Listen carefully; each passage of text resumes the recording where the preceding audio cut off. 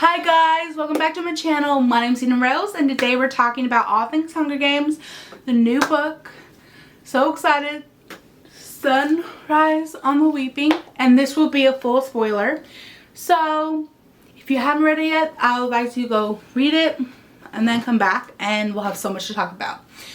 First, I just want to say I give this book, I'm pretty sure, 5 stars. It left me speechless, very upset. I was very distraught. I was very sad.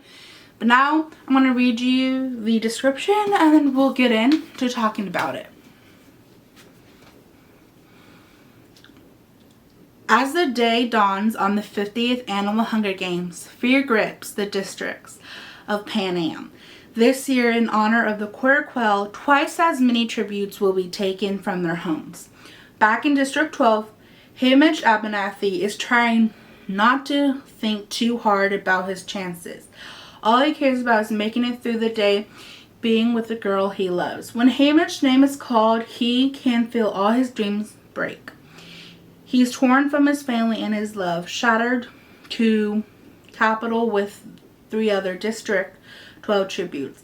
A young friend who's nearly a sister to him, compulsively oddsmaker, most stuck-up girl in town.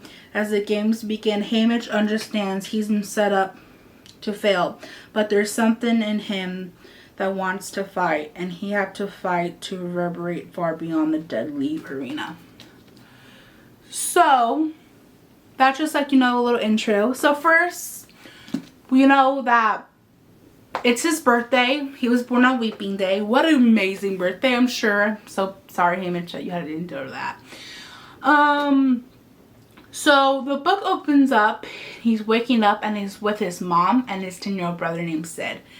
They're like, happy birthday. They're kind of having like a little celebration. Then he ends up going to this woman named Hattie that he works with, and he gives her, she gives him like a bottle of some sort of alcohol for his birthday because he helps her.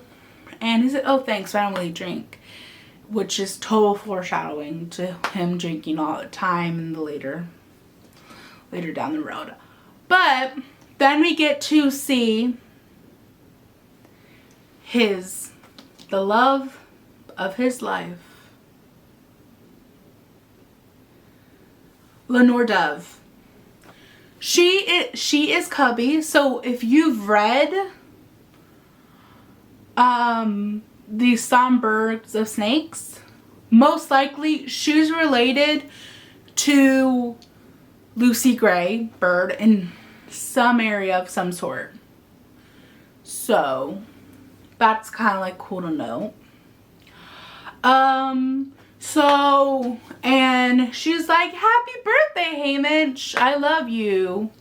And then she gives him this little circle flint striker, I guess, to start a fire or whatever, and it's on a necklace and for him, and he puts it on, and then they just spend a little time together. Then we go to the reaping, and Hamish gets reaped. So Hamish was the first one to get reaped. But first, Woody by chance was shot and killed. And then Hamish kind of took his place. Then Maisie Donner and Luella McCoy, who died before the games before the game started, and they were replaced with Luella because he couldn't call her Luella because he cares for Luella and she's dead, so they call her Lulu. Okay, so yes. Then the other boy who got raped, his name is Wyatt Calloway, and he's one of the guy tributes. So that happens, and then they go to say goodbye to their families, and Hamish is like, give these to Sid and make sure that Lenore gets these. And then And then they go off. And then they meet their stylists. I mean, their wardrobe people and their makeup people, not their stylists. Frostapina, I don't remember the other one, but they help them like get ready.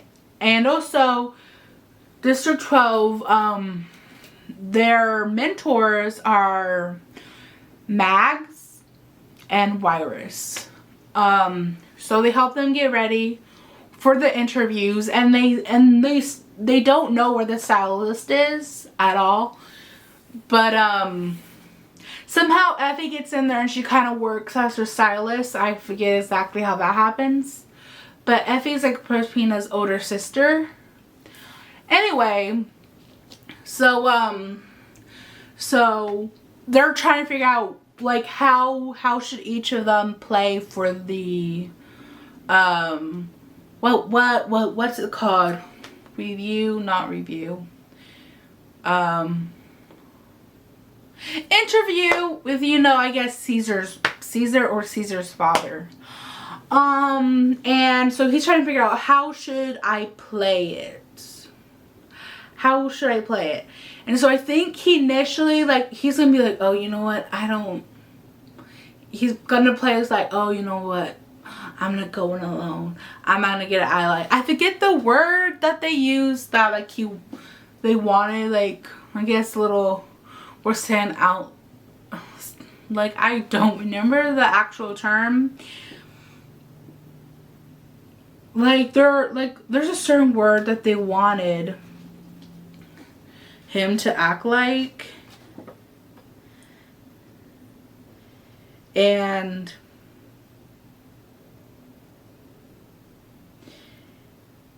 oh, that's right.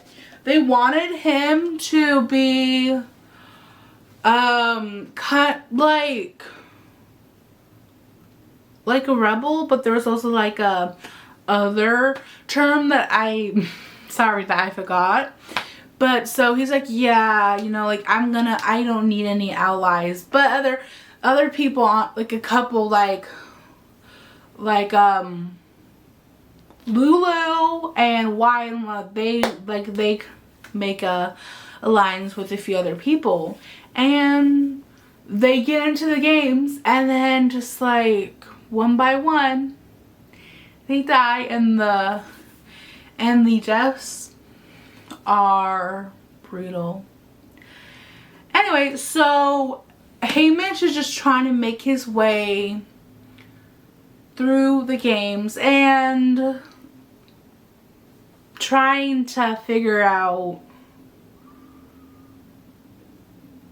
how to win, because he wants to live to get back to Lenore. And he's trying to live and keep others safe, because he knows, because he's talked to Snow, that he, like, chances are he's not making it out alive. Like, it was made so that he would die, which is very unfortunate, because we love him, but we know he doesn't die. But sometime down the road, Wyatt dies, Maisley dies, and then a bunch of the careers die, to the point where it's one career and Hamish, and there's an axe, and the guy I believe it's the guy, like, throws it, like, Hamish throws it, but it actually hits a force field, and it and kills him, and then that makes him the winner of the 50th and second quarter quell. And he had tried to, like, blow up the arena, like flood it, because Beatty's also there, and and Beatty's son was also in the games. So he wanted to mentor and watch his son die because, you know, Snow is awful. He is an awful man. Absolutely. There's not much I can say. He's just awful. But I feel bad that the guy who played him, Donald Sutherland, is gone, unfortunately. But I love how you play the character. I don't love the character.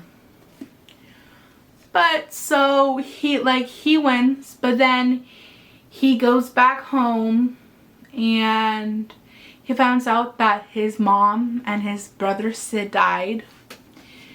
And he ends up meeting Luella, and she got into some trouble, and then like they're hanging out, and then she eats some of these drops that he thinks are the ones that he gave, but somehow they were poisoned. She ate them, and he tragically died in her hands.